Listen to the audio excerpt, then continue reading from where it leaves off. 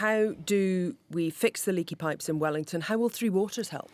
So I understand the council's put about $2 billion in the long-term plan. 2.7. 2.7 billion in the long-term plan, which is really good. It's much needed investment. Why I support Three Waters is that it's just a bit of extra funding and resource to be able to pull from. I have always been supportive of Three Waters. I like mana whenua representation, and I think it's a positive way to go and will help free up some funding for other projects. Now, Paul Eagle, you also support Three Waters, and you're banking on that really to fix the Wellington water woes. So if Three Waters doesn't go ahead, what's the damage to the taxpayer? So I've said to Wellingtonians have said to me, we've got to get back to basics. Yep, we've got to get back to basics. And so this is the number one priority. In terms of saying, so what you're saying is if we don't have a Labour government re-elected next year, then we'll have a new government.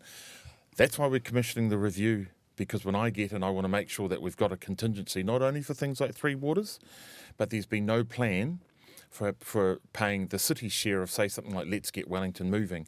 We've got to factor those figures in now because ratepayers need to have some transparency about what's going to be up for conversation. So I asked you, what's the damage? Do you know what the damage would be to the ratepayer if Three Waters is canned? Well, you're asking for a figure? Yeah. Yeah. I mean, there's 2.7 billion, obviously, we will need to find. That's a lot of money. That's why we're going to commission a review if I'm mayor. Okay.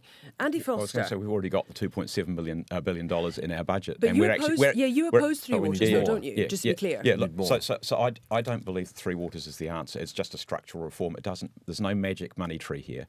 And all that will happen is that the money which we're currently paying as ratepayers, or if you're commercial user, you're paying it through meters, that's going to come from a water entity, and you'll get a water bill. So there's no magic money coming over the government's not coming riding over the horizon with a blank cheque. I'm interested in this though because you had a mayoral task force into the situation with the pipes in Wellington, and the report said that council should transfer ownership of council assets to an independent entity.